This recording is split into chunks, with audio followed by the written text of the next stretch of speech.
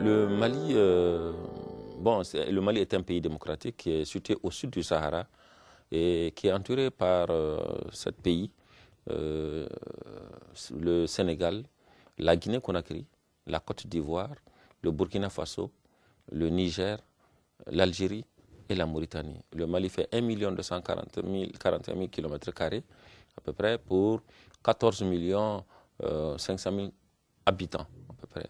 14 500 000 habitants. Donc c'est un pays dont l'économie est essentiellement basée sur l'agriculture. Et dans l'agriculture, il faut mettre l'accent essentiellement sur les cultures sèches. Je veux parler du mil, maïs, riz, céréales d'une manière générale.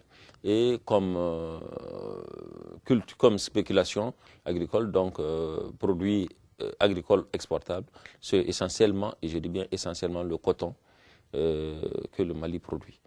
Donc l'économie, en plus donc de l'agriculture, bien sûr, est de plus en plus tournée repose de plus en plus sur le secteur minier, notamment sur l'or et certains métaux précieux et tout récemment le fer.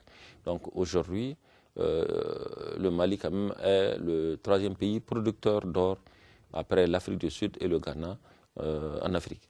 Donc avec une production qui dépasse les 50 tonnes d'or par an en moyenne depuis 5 ans. Donc l'agriculture est le pilier de l'économie. De plus en plus, le secteur minier est en train de prendre le pas avec l'exploitation des gisements de fer, des gisements de calcaire pour faire le ciment et également l'or et d'autres métaux précieux. L'importance de l'aide depuis 1960, date de l'accession du Mali à l'indépendance.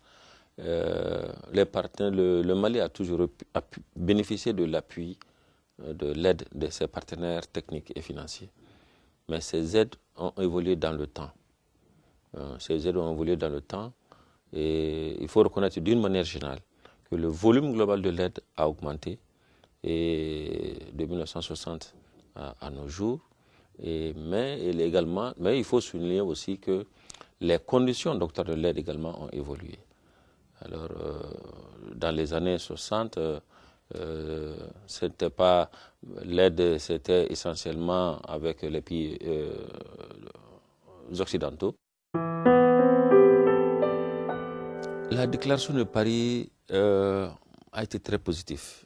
Les aspects positifs de la déclaration de Paris au Mali sont énormes. Parce qu'aujourd'hui, depuis l'adoption de la déclaration de Paris, le gouvernement du Mali, très brièvement, a adopté. La déclaration de Paris date de 2005.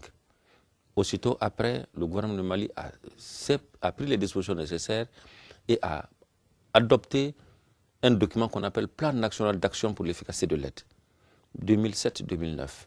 C'est pour pouvoir atteindre justement les objectifs fixés dans le cadre de la déclaration de Paris.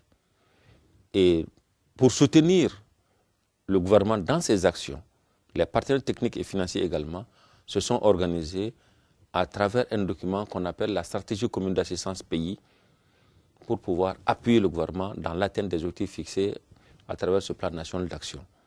Donc vraiment, à travers cette déclaration, nous avons senti une nette amélioration de l'alignement des partenaires techniques et financiers sur les procédures nationales, que ce soit les procédures budgétaires ou les procédures de passation des marchés.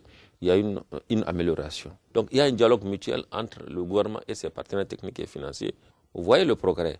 Et ce progrès, ce n'est pas seulement le nombre de pays et partenaires qui font de l'appui budgétaire dans les secteurs conformément aux engagements de la déclaration de Paris, qui nous disent qu'il faut suivre les procédures de gestion des finances publiques, mais en volume également, le montant total de l'aide accordé par les pays partenaires du Mali, d'année en année, ce montant augmente. Alors, c'est parce qu'il y a une certaine confiance qui est là entre les partenaires techniques et financiers et le gouvernement.